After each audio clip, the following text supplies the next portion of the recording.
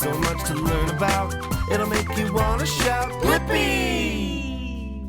Hey, it's me, Blippi. And do you like to draw? I do too. I have a great idea. Why don't we draw something together? Yeah! Well, what should we draw? Oh, a mermaid! That sounds pretty fun.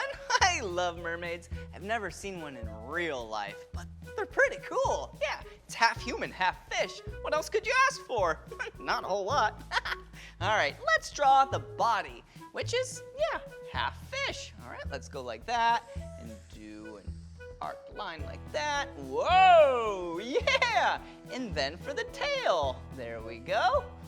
Whoa! I bet this mermaid can swim super fast. Okay, now let's draw the human part. Yeah, here we go. Let's just do a little thing like that. So then we show a little section between the fish and the human. And then we need the shoulders of the mermaid. Oh, let's go in just a little bit more for the neck. And then a big circle for the head.